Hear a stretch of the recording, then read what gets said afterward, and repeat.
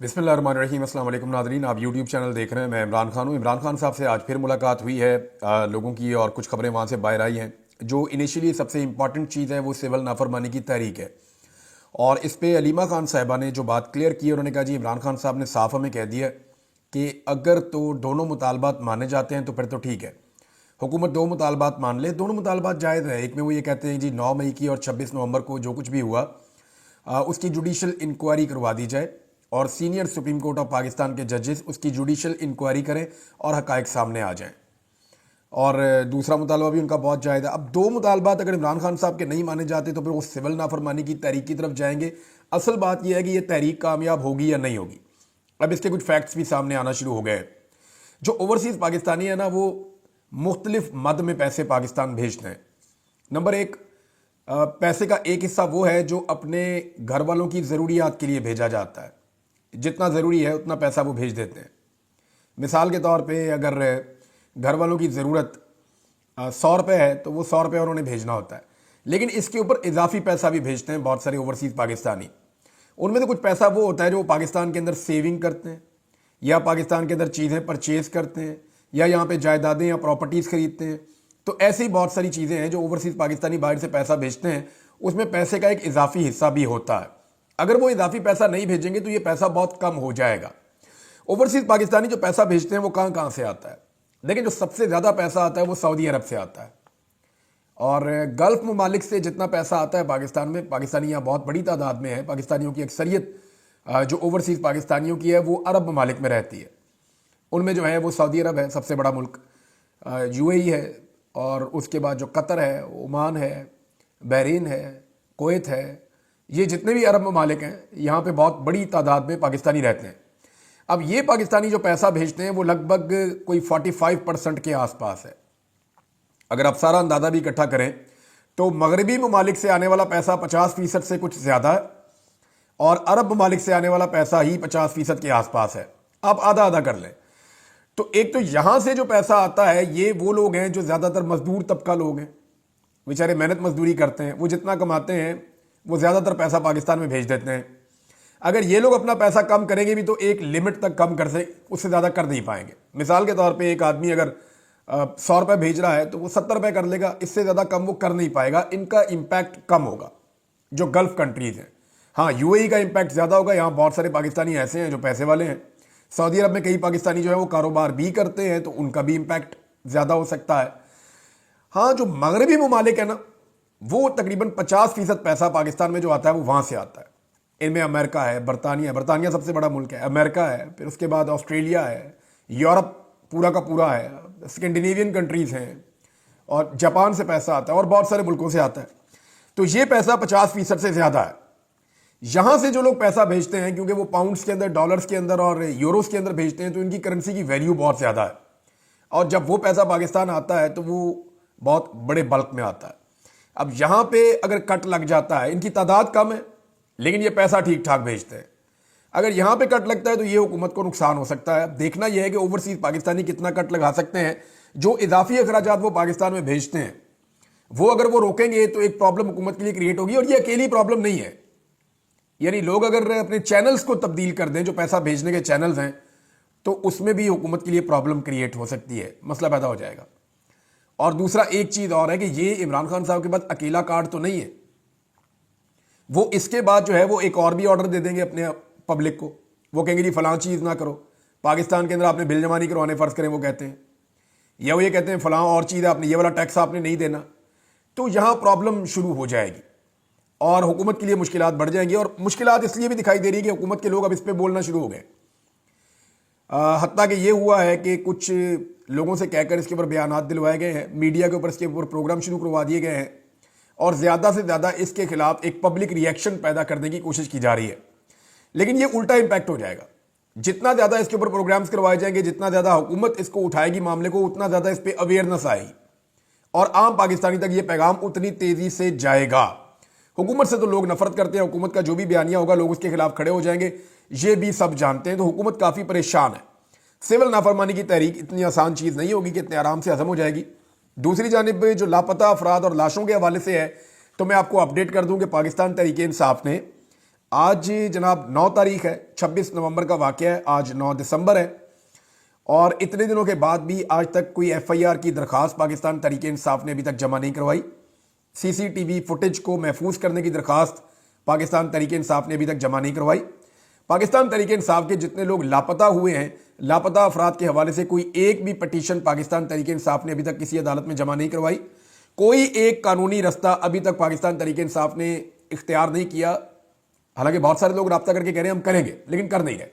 اور جو political committee سے مجھے انفارمیشن ملی ہے, میں نے 4-5 لوگوں سے بات کی تو انہوں نے مجھے آف دی ریکارڈ بتایا, انہوں نے کہا جی ہم اپنی قیادت سے جب بات کرتے ہیں اس بارے میں, انہیں جب بار بار یہ پوچھتے ہیں کہ آپ یہ کیوں نہیں کر رہے, تو وہ یہ ہمیں جواب دیتے ہیں کہ کر لیتے ہیں, دیکھ لیتے ہیں, لیکن ان کے ایٹیچیوڈ سے ہمیں ایسا لگتا ہے کہ وہ یہ کرنے میں ولنگ نہیں ہے. جو پاکستان تحریک انصاف کی باہر قیادت موجود ہے وہ شاید اس رستے پہ چلنا نہیں چاہتے کہ جو شہداء ہیں ان کو انصاف دلوایا جائے یا اس میں قانونی رستہ اختیار کیا جائے. اب جو چیئرمین ہے بیرسٹر گوہر, انہوں نے ایک سٹیٹمنٹ دیا, یہ بہت امپورٹنٹ ہے. انہوں نے یہ کہا کہ ڈی چوک سے لاپتہ 200 افراد کی فہرست ہماری تیار ہو گئی ہے, جبکہ عمر ایوب صاحب نے یہ کہا کہ 200 افراد سے زیادہ ہیں. دیکھیں پہلا جو سٹیٹمنٹ آیا تھا وہ سینکڑوں لوگوں کا تھا, لیکن اس کے بعد پھر شیر افضل مروت صاحب نے کہا کہ 107 کے قریب لوگ کنفرم ہو چکے ہیں. پھر بعد میں بتایا گیا 140 کے قریب لوگ جو ہیں وہ کنفرم ہو چکے ہیں, وہ لاپتہ, ان کا کوئی پتہ نہیں چل رہا. پھر پتہ چلتا ہے کہ ان کی تعداد بڑھتے بڑھتے اب بیرسٹر گور کہہ رہی ہے کہ جیسے جیسے تحقیقات کر رہے ہیں ہم, اب یہ 200 کے قریب ہے. عمر ایوب 200 سے زیادہ کا کلیم کر رہے ہیں. انہوں نے کہا یہ رپورٹ ہم عمران خان کو دیں گے. میڈیا نمائندوں سے بات کرتے ہوئے بیرسٹر گور نے کہا کہ پی ٹی آئی نے ڈی چوک احتجاج کے دوران 200 مسنگ پرسنز کی فہرست تیار کر لی ہے, جس پر پی ٹی آئی اپنا کام کر رہی ہے. یہ معاملہ ہر فورم پر ہم اٹھائیں گے اور اس کی رپورٹ عمران خان صاحب کو دیں گے. اچھا, یہ اب بیرسٹر گور صاحب نے بہت کلیئرلی بتا دیا 200 افراد کا, لیکن ان کے نام ابھی تک سامنے نہیں آئے, نہ ان کے علاقوں کے نام, نہ ان کی وابستگی, ان کے نام کیا ہے, ولدیت کیا ہے, ایڈریس کیا ہے, قومیت کیا ہے, اور یہ کس طرح اغوا ہوا, کس کے قافلے کے ساتھ آیا. یہ تفصیلات ساری آنی چاہیے. اور ہیبیس کی پٹیشن جو ہیں جو عدالت کے اندر ہوتی ہیں جب کوئی آدمی لاپتہ ہو جائے, مثال کے طور پہ اللہ نہ کرے اگر بیرسٹر گور لاپتہ ہو جائیں تو ان کا بیٹا 2 گھنٹے کے اندر کر دے گا جا کے ہیبیس کی پٹیشن. ہفتے والا دن ہوگا پھر بھی چلا جائے گا عدالت میں, جا کے کاغذ جمع کروائے گا کہ میرے والد کو اغوا کر لیا گیا ہے, لہذا جبری گمشدگی ہو گئی ہے, آپ ان کو برآمد کروائیں. یہ جائیں گے اور جا کے عدالت کے اندر یہ کیس کر دیں گے. سب کے معاملات میں یہی ہوتا ہے, میرے معاملے میں بھی یہی ہوا تھا, لیکن یہ کیونکہ کارکن پاکستان تحریک انصاف کے غریب شہری ہیں, اب یہ لاپتہ ہوئے ہیں, تو اس بارے میں پاکستان تحریک انصاف کو آواز اٹھانی چاہیے اور ہیبیس کی پٹیشنز کرنی چاہیے. مجھے کچھ پولیس والوں نے رابطہ کیا اور انہوں نے بڑا کیٹیگوریکلی کہا, انہوں نے کہا جی پی ٹی آئی اپنا کیس خراب کر رہی ہے عمران صاحب. لیکن پولیس بھی تو قانون جانتی ہے نا. میں وکلاء سے بات کرتا ہوں, میری ادر صدیق صاحب سے بات ہوئی, جو ہمارے کورٹ رپورٹر ہیں ان سے بات ہوئی, صدیق جان سے بات ہوئی, باقی دوستوں سے بات ہوئی, پھر اس طرح کچھ اور وکلاء ہیں جن کا پالیٹکس میں اتنا کوئی نہیں ہے انٹرسٹ, ان سے میری بات ہوئی. تو ان سب کا یہ کہنا ہے کہ پاکستان تحریک انصاف اپنا کیس ایسا لگتا ہے خراب کر رہی ہے. اب پولیس والے مجھے یہ کہہ رہے ہیں کہ یہ کیوں نہیں کر رہے ہیں, ابھی تک ان کو ایف آئی آر کی درخواست دے دینی چاہیے تھی. اور میں نے کہا جی آپ نے ایف آئی آر دینی نہیں. اب وہ جو بیچارے پولیس والے ہیں وہ اپنا نام نہیں بتانا چاہتے, لیکن وہ یہ کہتے ہیں کہ عمران بھائی ایف آئی آر کی درخواست قانونی نقطہ نظر سے آ جانی چاہیے, ہم ایف آئی آر دیں یا نہ دیں, یہ وہاں پہ آئیں اور اپنی ایف آئی آر کی ایک درخواست دیں اور ہم سے رسید لے کر جائیں کہ انہوں نے اپنی درخواست دے دی تھی, اس تاریخ کو دے دی تھی. یہ جتنا ڈیلے کرتے جا رہے ہیں یہ اپنے کیس کو قانونی نقطہ نظر سے کمزور کرتے چلے جا رہے ہیں. اس کے بعد یہ سوال اٹھایا جائے گا کہ موقع جو واردات ہے جس جگہ پہ یہ سب کچھ ہوا ہے وہ تو بالکل صاف ہو گیا, اس کو تو کھلے ہوئے 2 ہفتے ہو گئے, تو اب کیا تحقیقات ہوں گی. لہذا یہ اپنے کیس کو بہت تیزی سے خراب کر رہے ہیں. یہ ایون پولیس والے آف دی ریکارڈ اب یہ کہنا شروع ہو گئے ہیں. ایک اور چیز ہے ناظرین, عادل بزئی, اس کے بارے میں جو ہے وہ نواز شریف صاحب نے کوشش کی اس کو ڈی سیٹ کر دیا جائے, کیونکہ عادل بزئی کے مطابق وہ جیتا تھا عمران خان صاحب کے ووٹ لے کر, اس کو زبردستی شامل کر دیا گیا پی ایم ایل این کے اندر. انہوں نے کہا جی ووٹ ڈالو آئینی ترمیم کے حق میں, اس نے نہیں ڈالا, اور پھر اس کا گھر بھی توڑ دیا, اس کے پلازے بھی توڑ دیے, اس کا سارا کاروبار تباہ کر دیا, اس کی ہر چیز کو برباد کر دیا. لیکن وہ آدمی وہ ایسا نرکا بچہ, اس نے کہا نہیں میں نہیں کرتا ہوں, میں نے عمران خان کے نام کا ووٹ لیا ہے, میں اس کا سودا نہیں کروں گا. اور اس کے پیچھے عادل بزئی کا جو والد ہے اس کا بڑا کردار ہے. مجھے بہت سارے لوگوں نے بتایا کہ اس کے والد نے یہ کہا کہ ڈٹ جاؤ, کوئی بات نہیں ہے, جتنا نقصان ہوگا اللہ تعالیٰ بھر دے گا بعد میں, اللہ بڑا مہربان ہے, پہلے بھی اس نے دیا. بہرحال ہوا یہ کہ عادل بزئی کو سیٹ واپس مل گئی سپریم کورٹ آف پاکستان کے ذریعے سے. جو فیصلہ کیا تھا الیکشن کمیشن آف پاکستان نے ان کو ڈی سیٹ کرنے کا اور وہاں پہ دوبارہ الیکشن کروانا چاہ رہے تھے, وہ فیصلہ معطل کر دیا سپریم کورٹ آف پاکستان نے، اور فی الحال عادل بدوی کو اس کی سیٹ واپس مل گئی ہے۔ یہ کیس آگے فردر چلتا رہے گا۔ فضل الرحمان صاحب کا ایک ایشو چل رہا ہے حکومت کے ساتھ ناظرین، اس پہ آنے والے دنوں میں ٹاک شوز ہوں گے، زیادہ ہوں گے، بڑی گرما گرم بحث ہوگی، بہت زیادہ ہوگی، حکومت اس کے اوپر فوکس کرے گی، بہت زیادہ کرے گی، اپوزیشن بھی اس کے اوپر فوکس کرے گی، بہت زیادہ کرے گی، سارے اس کے اندر اپنے آپ کو انگیج کریں گے۔ یہ کیا ہے میں آپ کو بتا دیتا ہوں۔ یہ معاملہ 2019 میں سیٹل ہو گیا تھا، مدارس کی رجسٹریشن والا۔ ابھی جان بوجھ کر اس گڑے مردے کو اکھاڑا گیا کہ کچھ نہ کچھ ایسا کیا جائے کہ 26 نومبر کو جو کچھ بھی ڈی چوک میں سانحہ ہوا اس سے توجہ ہٹانے کے لیے ایک نئی ایکٹیویٹی پاکستان میں جنریٹ کی جائے۔ اس ایکٹیویٹی کے لیے ایک مرتبہ پھر مولانا فضل الرحمان صاحب کی خدمات حاصل کی گئی ہیں، ایسا لگتا ہے۔ دیکھیں، فضل الرحمان صاحب کے ساتھ ایک زیادتی بھی ہو رہی ہے۔ فضل الرحمان صاحب کو چھیڑا گیا، فضل الرحمان صاحب پھر میدان میں آ گئے ہیں، اور ہمیشہ فضل الرحمان صاحب نے سسٹم کو ریسکیو کیا۔ وہ اپنے گلے شکوے کرتے رہتے ہیں، ان کے گلے جائز ہیں کہ جب ان سے اتنی بڑی قربانی لی، ان سے اتنا بڑا رجیم چینج کروایا، ہر چیز میں انہیں شامل کیا، تو پھر انہیں اتنی سیٹیں کیوں نہیں دی گئیں، انہیں اقتدار میں اتنا بڑا حصہ کیوں نہیں دیا گیا۔ ان کا یہ شکوہ جائز ہے، لیکن پھر بھی مولانا فضل الرحمان صاحب سسٹم کے بینیفیشری ہیں اور سسٹم میں اپنے آپ کو کمفرٹیبل فیل کرتے ہیں۔ سٹیٹس کو جو ہے، فضل الرحمان صاحب ایکچولی خود سٹیٹس کو ہیں، وہ اس کو پسند کرتے ہیں۔ تو فضل الرحمان صاحب جو ہے انہوں نے اس کے اوپر اپنی سیاست شروع کی ہے دوبارہ مدارس کے معاملے پہ، اور بلا وجہ ایک ایسا معاملہ جو سیٹلڈ ہے اس کو حکومت اس لیے چھیڑ رہی ہے تاکہ ذرا تھوڑی سی ہلجل ہو، اور 26 نومبر میں جو کچھ بھی قتل عام ہوا اس سے توجہ ہٹ کے ادھر آ جائے۔ اب یہ توجہ ہٹانے کے علاوہ کچھ نہیں ہے۔ حکومت اپنے کچھ علماء سامنے لے کر آئی ہے۔ مولانا فضل الرحیم صاحب سے ملاقات کی ہے وہاں پہ وزیر داخلہ نے، اشرفی صاحب سے وہاں پہ مسجد میں، غالباً وہیں پہ گئے تھے ملاقات کرنے کے لیے۔ وہ ایک ملاقات ہوئی ہے، کچھ اور چیزیں بھی ہو رہی ہے، مدارس کے معاملے پہ یہ ہوگا وہ ہوگا، کچھ بھی نہیں ہے۔ یہ بالکل ایک پیٹی ایشو ہے، ایک ٹیبل پہ بیٹھ کے فوراً حل ہو جائے گا۔ لیکن اس کے بہانے اب فضل الرحمان صاحب سخت سٹیٹمنٹس دے رہے ہیں، اس ایشو کو لے کر وہ ایک لانگ مارچ پلان کر رہے ہیں۔ ممکن ہے کہ ایک لانگ مارچ ہو بھی جائے۔ اب وہ جو کارکن آئیں گے وہ تو مذہبی اور ملی جذبے کے ساتھ آئیں گے نا، ان کو تو آپ بلیم نہیں کر سکتے، لیکن پیچھے گیم کیا ہے کسی کو پتہ نہیں ہے۔ یہ جو قتل عام ہوا ہے ڈی چوک کا، یہ گلے پڑا ہوا ہے اور پوری دنیا کے اندر اس کی آواز اٹھ رہی ہے۔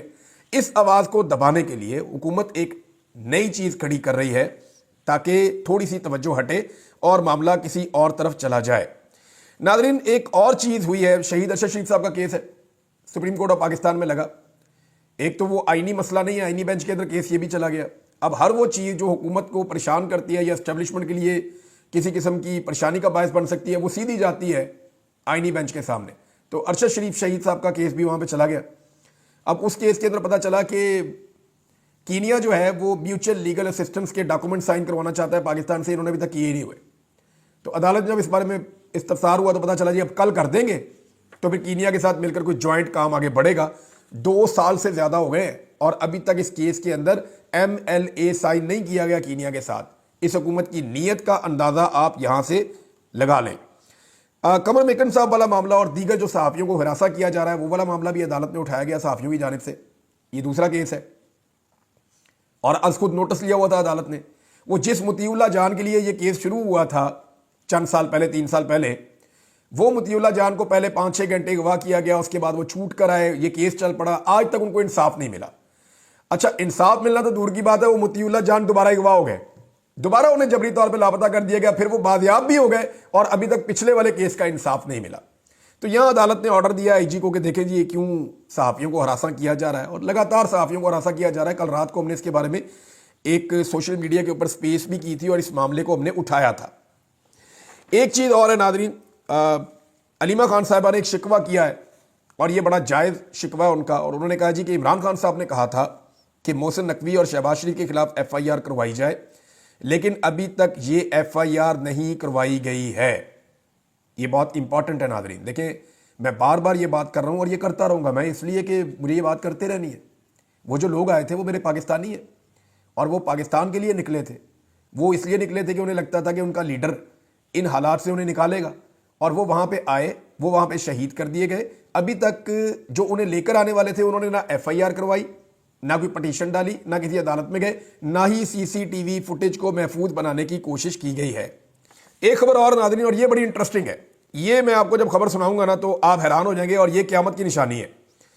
یعنی آپ شہباز شریف صاحب کا، مریم نواز کا اور آصف علی زرداری صاحب کا سٹیٹمنٹ سننے والے ہیں، اور یہ سٹیٹمنٹ کسی اور چیز پر نہیں ہے۔ یہ سٹیٹمنٹ کرپشن کے خلاف ہے. آیا نا مزہ, جھٹکا لگا ہوگا آپ کو. یہ سنیں ذرا آپ. شہباز شریف, جو لوگ طاقت کا غلط استعمال کرتے ہیں اور عوام کی محنت سے کمائی گئی آمدنی لوٹتے ہیں, انہیں اپنے اعمال کے نتائج کا سامنا کرنا پڑتا ہے. حکومت اکیلے کرپشن سے نہیں لڑ سکتی. پاکستانیوں آؤ مل کر کھڑے ہوں. جناب یہ شہباز شریف صاحب کا سٹیٹمنٹ ہے کرپشن کے بارے میں. آپ کو سن کے تھوڑی سی حیرت ہوئی ہوگی. اب شہباز شریف صاحب کا ذرا ایک اور سٹیٹمنٹ ہے, وہ بھی کرپشن کے بارے میں سنیں, اور پھر ذرا زرداری صاحب کا سنیں. زرداری صاحب کہتے ہیں کرپشن کے خلاف عالمی دن پر کہ معاشرے سے کرپشن کی عادت ختم کرنے کے لیے کوششیں جاری رکھنا ہوں گی. یہ جناب آپ کو کہہ دیا زرداری صاحب نے, کرپشن کے خلاف ان کا سٹیٹمنٹ آیا. اب مریم نواز کا سٹیٹمنٹ آنے سے پہلے ایک دفعہ شہباز شریف کا ایک اور سٹیٹمنٹ ہے. نوجوان نسل کرپشن کے خاتمے اور شفاف نظام کے قیام میں کلیدی کردار ادا کر سکتی ہے. بدعنوانی عوام کو مساوی مواقع اور منصفانہ حکمرانی کے فوائد سے محروم رکھتی ہے. یہ شہباز شریف صاحب کا جناب پیغام ہے. اب ذرا آپ مریم نواز کا پیغام سن لیں. کرپشن صرف اخلاقی زوال نہیں ہے, قومی ترقی کا قاتل بھی ہے. ہماری منزل بدعنوانی سے پاک خوشحال پاکستان ہے. یہ مریم نواز کا سٹیٹمنٹ آ گیا. اب ذرا ان تینوں کے کارنامے آپ چیک کریں. آصف علی زرداری صاحب کو تو ساری دنیا جانتی ہے کہ کرپشن کے خلاف ان کے کیا جذبات ہیں اور ان کے بارے میں لوگ کیا سمجھتے ہیں. عالمی اخبارات میں انٹرنیشنل لیول کی خبریں ان کے بارے میں چھپ چکی ہیں. اور حال ہی میں جو ہے وہ بہت سارا ٹی ٹی اسکینڈل آپ کو یاد ہے نا. آپ کو یہ بھی یاد ہوگا کہ ایان علی ماڈل, پھر آپ کو یہ بھی یاد ہوگا کہ بہت سارے جعلی اکاؤنٹ, فالودے والے کا اکاؤنٹ, ریڈی والے کا اکاؤنٹ, وہ بہت ساری چیزیں آپ کو یاد ہے نا. بس یہ آپ اتنا یاد رکھیں تھے. شہباز شریف صاحب وہ آدمی ہیں کہ ان کے چپڑاسیوں کے اکاؤنٹوں کے اندر سے اربوں روپے نکل رہے تھے, اور مقصود چپڑاسی جو ہے وہ دبئی میں پراسرار طور پہ فوت بھی ہو گیا. یہ بھی آج تک کبھی کسی کو اس کا جواب نہیں ہے کسی کے پاس. تو شہباز شریف صاحب کا اپنا ٹی ٹی اسکینڈل آپ وہ بھی آپ ذہن میں رکھیں. اور مریم نواز کرپشن کے خلاف بات کر رہی ہیں. آپ اندازہ کیجئے یہ وہ خاتون ہے جنہوں نے کہا میری برطانیہ تو کیا پاکستان میں بھی کوئی پراپرٹی نہیں ہے, میں تو بڑی بے بس ہوں, میرے پاس تو کچھ بھی نہیں ہے. اور بعد میں بتایا جی میں تو اس کی بینیفیشری آنر ہوں. پھر جعلی کیلیبری فونٹ اپنی کرپشن چھپانے کے لیے انہوں نے اس کے اندر ایک لیٹر لکھ کے بھی ڈال دیا. تو یہ کرپشن سے لتھڑے ہوئے لوگ کرپشن کے خلاف لیکچر دے رہے ہیں. یعنی یہ کبھی آپ نے سوچا تھا؟ اس سے بڑا مذاق اور اس سے بڑا لطیفہ ہو نہیں سکتا. بہرحال مریم نواز پہنچی ہیں جی وہاں پہ چین میں. مجھے سمجھ نہیں آ رہی ان کے دورے کا مقصد کیا ہے. ایک وزیر اعلیٰ کو چین کیوں جانا ہے؟ ایک وزیر اعلیٰ کو چین کیوں جانا ہے؟ نہ وہ کوئی خارجہ پالیسی بنا سکتے ہیں ان کے ساتھ, نہ وہ کوئی اور چیز کر سکتے ہیں. ہاں یہ دیکھ سکتے ہیں کہ اپنے صوبے کے لیے کوئی سامان خریدنا ہو تو اپنے بجٹ میں کوئی پیسہ وہاں شفٹ کر کے وہاں سے کوئی سامان لانا ہو, سودے بازی کرنی ہو تو وہ ٹھیک ہے. اب مریم نواز جب پہنچی تو جناب انہوں نے لگا دیا ٹویٹر پہ تصویریں کہ بڑا استقبال ہو گیا مریم نواز کا.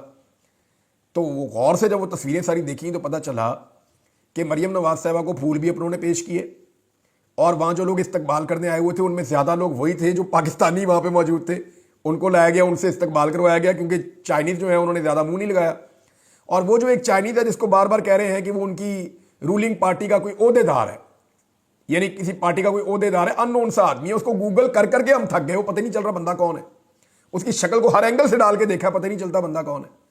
یعنی ایک ان نون آدمی, ایسا لگتا ہے چائنا نے بدلہ لیا ان سے, اور ایک ایسا بندہ بھیجا انہوں نے کہا ڈھونڈتے رہ جاؤ گے تمہیں نہیں پتہ چلے گا یہ کون ہے. اور حتیٰ کہ پاکستان ٹیلی ویژن کے اوپر جو چلا انہوں نے بھی اس کا نام نہیں بتا پائے. وہ بھی یہ بتا رہے ہیں کہ یہ ہے کوئی بندہ, لیکن کوئی بڑا بندہ ہے جس نے مریم نواز کا استقبال کیا, اور چھوٹا سا آدمی ہے. اور وہ ایسا لگ رہا تھا کہ جیسے کوئی کامیڈی شو چل رہا ہے. یہ وہاں گئی ہیں اور اب فیکٹریوں کو وزٹ کر رہی ہیں. آپ کوئی بھی وہاں جائے گا نا چائنا میں, اور وہ کہے گا کہ میں کچھ چیزیں خریدنا چاہتا ہوں, تو وہاں فیکٹریز وزٹ کرواتی ہیں. آپ جس مرضی فیکٹری میں جائیں, انہوں نے اپنا پورا ایک ڈسپلے کا ایریا بنایا ہوا ہوتا ہے, وہ آپ کو لے جاتے ہیں, آپ کو ٹریکٹر دکھائیں گے, مشینیں دکھائیں گے, آپ کو چیزیں دکھائیں گے, ٹیکنالوجی دکھائیں گے, اور آپ کو کہیں گے آپ اپنے ملک میں خرید کر لے جائیں, بلک میں آپ لے لیں, ہم آپ کو یہ والا سہولت بھی دے دیں گے, آپ کو وہاں پہ پہنچ بھی دے دیں گے, اور اس میں اگر کوئی کمیشن کی بات کرنا چاہے تو وہ والی بات بھی وہ دے نیور مائنڈ. وہ جس طرح کا ملک ہوتا ہے وہ اس طرح کی ڈیلنگ کرتے ہیں. چائنیز کا یہ ہے.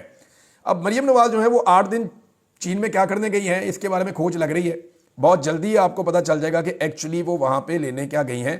بہرحال اب تک کی اطلاع کے مطابق عمران خان صاحب اپنی سول نافرمانی کی تحریک کا جو ان کا اعلان ہے اس کے اوپر ڈٹے ہوئے ہیں, اور صرف ایک رستہ ہے کہ ان کے مطالبات کو تسلیم کیا جائے. اگر مطالبات کو تسلیم کیا جاتا ہے تو پھر معاملہ آگے بڑھ سکتا ہے. اب تک کے لیے اتنے ہی. اپنا خیال رکھیے گا, اپنے اس چینل کا بھی. اللہ حافظ.